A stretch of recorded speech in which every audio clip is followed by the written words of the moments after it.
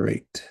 So the sign of that immigrant communities have taken, the symbol of immigrant communities have taken as one of their own is the monarch butterfly, because the monarch butterfly goes from Mexico to the United States freely back and forth, knowing no borders. So there are a lot of signs, like people have tattoos of monarch butterflies, a lot of signs of monarch butterflies at demonstrations. So I chose to use the monarch butterfly in that symbol. And that is what the border wall looks like, even though that's kind of animated. But it is what it looks like, and we will see it. We'll be going to three major spots in our trip. We'll be in Phoenix, Arizona, where you'll fly into and leave from. We will spend some time in Tucson, Arizona, and then go to the border between Mexico and Arizona, which is in a town called Nogales. In Nogales, United States, in Nogales, Arizona, and Nogales, Sonora. We won't be crossing the border, but we will be going right up to the port of entry. In Phoenix, we'll meet with a variety of people. On the left is Eddie Chavez Calderon, who is an activist. He now works for the National Council of Jewish Women. He has his own story when it comes to immigration, and he's one of our educators with us on the trip. On the other side of Eddie, the guy in the light blue shirt, his name is Rabbi Shmuley Yanklowitz, and he is an activist in many areas. He's written many books, and he's started 5 nonprofits, and he is one of our, usually, God willing, if he's available, which he usually is, one of our first teachers on the trip. In the center and on the very right, this is Alma Hernandez and her sister. They're both state assembly people. They're both of Mexican descent, and they both are Jewish. So they have a lot to add to the conversation, and a lot of times we'll meet with somebody from the state assembly. Sometimes it's one of the Hernandez sisters. And then we also meet with the Homeland Security agent while we're in Phoenix and learn about his perspective when it comes to immigration, what he's doing. We also in Phoenix will meet with an asylum seeker or two and learn their story about why they came here and how they got here and what they're experiencing now. And we also meet with a couple of other experts who have either started nonprofits or are working in this field in some way. Not that this is very specific, but we also try to eat at restaurants that are immigrant-owned restaurants. So we have a variety of foods when we're there, and we try to really immerse ourselves in all of Tzedek America's trips through what we call sights, tastes, and sounds.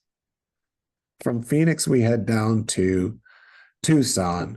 On the very right is the Tucson Jewish Museum, which was the first synagogue in the West out there. We travel by coach bus, and this church happens to be across the street from our hotel, and we do not visit it, but I just thought it was pretty.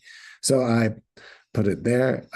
We also might meet with some clergy in Tucson or immigration attorneys to learn about what they're experiencing, what they do, what the interfaith work does.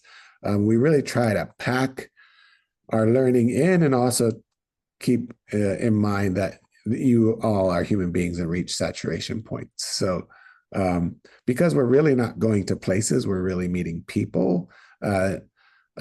Some of who we meet really depends on their schedule. So we have a long list of people that we often meet with, but I'm giving you a variety of the types of people we might meet with in Tucson.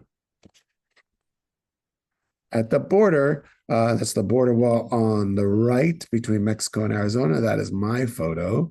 In the middle where it says to Mexico, that's the port of entry. There is nobody there to stop you from going in. You just go in. There's nobody asking any questions.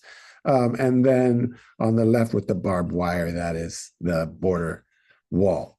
And in the middle, the man with the suit jacket, his name is Chris Montoya. He's a retired Border Patrol agent. He was in the Border Patrol for 21 years.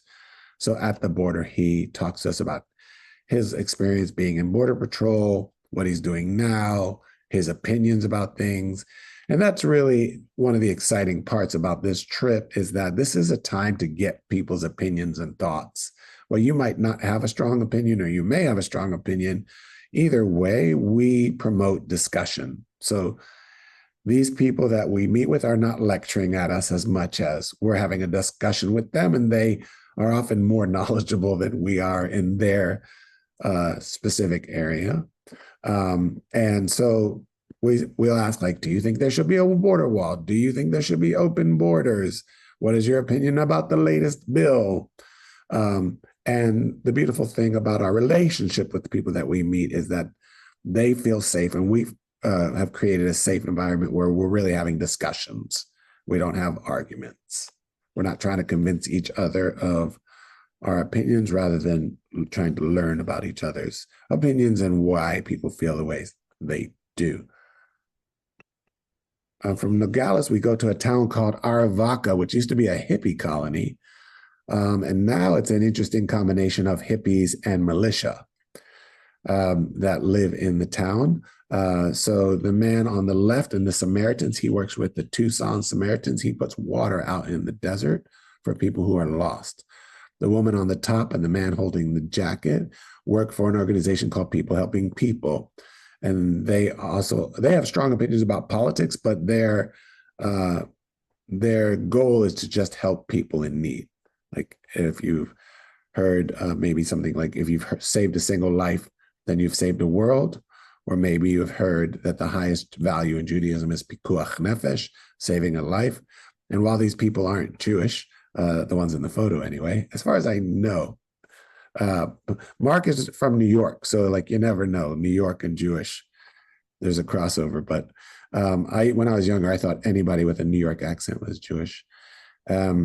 But anyway, they really believe in the concept of saving a life. So we go to this small town of Aravaca and learn from these people. And then we'll do a desert migrant walk, or with Rick or someone from the Samaritans, and they put out water in the desert for people who are lost, and try to find how they can help people. We don't ever run into people, but we're putting out water along with the Samaritans. Yeah. So then we head back to Tucson, and depending on like how we're feeling the flow of things, we'll either sleep in Tucson that night or sleep in Phoenix that night and finish up our day either in Tucson or Phoenix.